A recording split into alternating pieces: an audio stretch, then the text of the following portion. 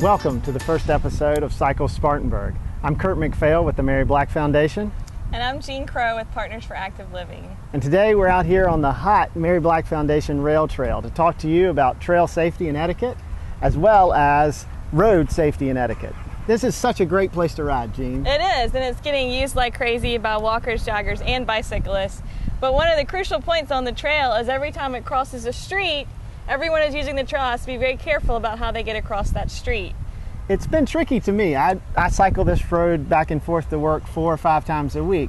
And I often wonder, you've got signs on the street that say yield to pedestrians, but I see some cars stopping and some cars not stopping. What should a cyclist do when it comes to the intersection? Well, a cyclist is different than a pedestrian because they're going faster and they're actually operating a vehicle. So when they come across and approach the crosswalk, they should be sure to stop and make sure that the driver sees them and that the driver stops and that the cyclist can go across safely. That's the best way for a cyclist to make sure that they get across there in the best way. Great. There's another thing. The other night I was out riding and there were tons of people on the trail, and it was weird just trying to understand trail etiquette. Help me understand, if I'm walking on this trail, what side of the trail should I be walking on? You should walk on the right side of the trail, just like on a street. You follow the same rules that you would on the road as you do on the trail. You walk on the right side. If you're a cyclist, you cycle on the right side, and you should be careful when passing someone who's on the trail with you. Now, I heard somebody the other day yell, "on your left," when I was walking on the trail. Is that the normal thing that a cyclist is supposed to say if I'm passing someone? That's the normal thing. That's the best way to let someone know that you're coming up behind them and not to scare them, and to make sure that they know to stay far to the right and let you pass safely on the side. And just to summarize, remember, when you're riding on the Mary Black Foundation Rail Trail, when you approach an intersection like this one at Marion Avenue, you want to make sure you look both ways, make sure no cars are coming, or if there are cars, that they see you before you're proceeding on. And when you're on the trail, make sure you stay to the right, just like you're on a road. And if you're having to pass someone, make sure they hear you coming, and if you need to, tell them you're on their left. That's right. The trail is a great place to ride safely and to get from one destination in Spartanburg to another. But the rules riding on the road are different than the rules riding on the trail. So we're going to talk for a minute about how to safely ride on the road to get from one destination to another in Spartanburg. That's true. There's a lot of people that get out and ride, and some for recreation, some actually ride for transportation to and from work. And unfortunately, everyone doesn't have a great asset like the Foundation Rail Trail to get back and forth. When you're riding on the road, Jean, do you want to stay farthest to the right as you can? How much space do you have, or how much space should cars give you? Cars should leave you at least a 3-foot buffer between the car and the bicyclist. The bicyclist should be sure to ride at a place on the road that they feel comfortable riding. They should stay to the right, but leave several feet between you and the curb to ensure that you have a safe path for yourself and that cars can pass safely on your left. So Jean, when you're riding and you're riding with someone, do you ride single file, ride side by side? What's the best way to do that? The safest way to ride is to ride single file. That ensures that everyone has a safe path to follow on the road and makes sure that cars can pass safely on the left. And oftentimes when we're talking about safety on a bicycle, we really focus on the bicyclist, but there's really a lot of responsibility on the car operator as well. I mean, cars should really give bicyclists the space. We're not going to slow you down that much, and make sure when you pass us that you give us enough room so that we don't get scared and hit the curb. It's also important for cyclists to remember that they need to be predictable in how they ride on the road to make sure that cars know how to react appropriately to that, not to make erratic moves, and to act like a car so that a driver can understand what the bicyclist is going to do next. Jean, whether you're riding for recreation or transportation, you're going to have to encounter a stoplight, a stop sign, or some type of intersection. I think it'd be helpful for us to talk a little bit about how safely to maneuver through those. Intersections can be really tricky, and that's one of the places where it's most important to remember to act like a car when you're a cyclist on the road. That makes you get through the intersection much more clearly and safely. Hey, there's Paul. There's Paul. Paul, we're just here talking about safety at intersections, and whether you're riding for transportation or recreation, you're going to incur a stoplight or a stop sign.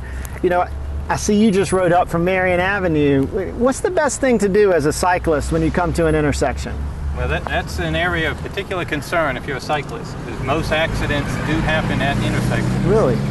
The other thing you have to realize as a cyclist, you have a very narrow profile, so it's difficult for automobiles to see you than they would in other automobiles.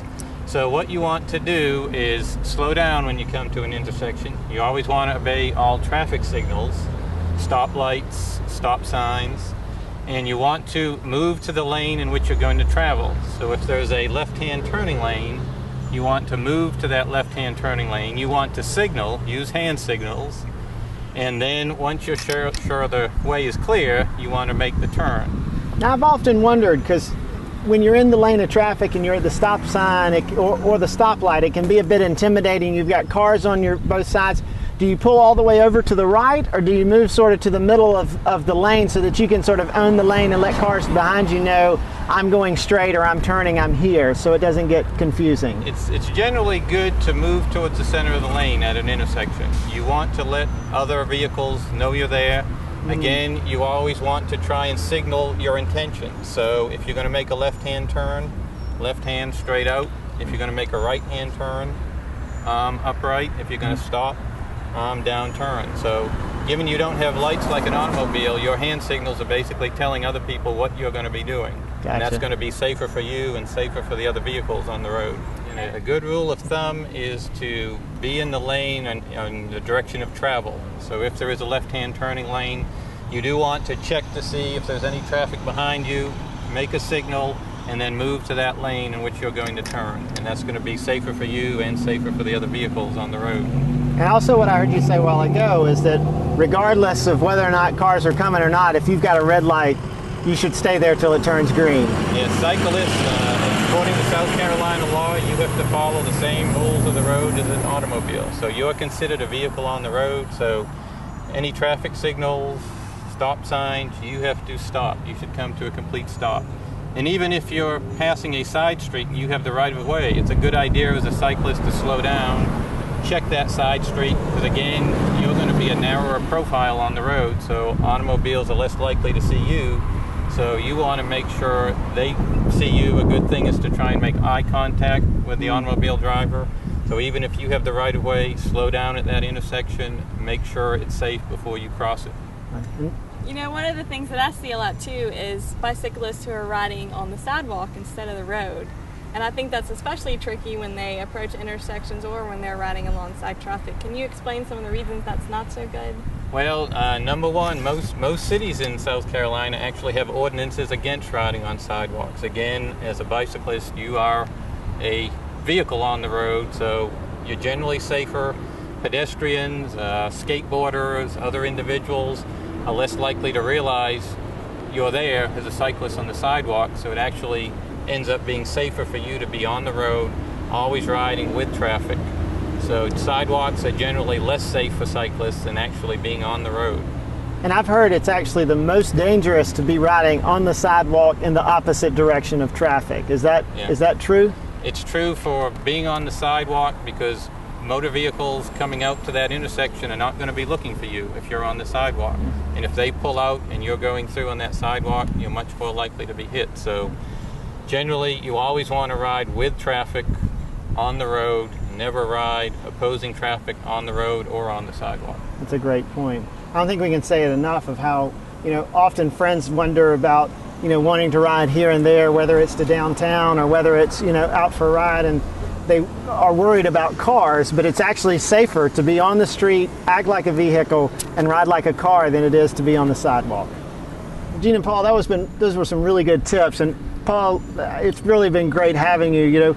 Paula Francois with the Freewheelers and the Palmetto Cycling Coalition, both organizations have a wealth of knowledge for cyclists, both beginner all the way up into advanced, and I appreciate you taking the time to share some safety tips with us that are really helpful for both cyclists and motorists. And so we hope that everyone enjoyed the show and will stay tuned to the City Access channel to look for the next episodes of Cycle Spartanburg, where we'll get into more cycling issues and hopefully teach you some more tips about how to be safe as a rider. And remember, ride often and ride safe.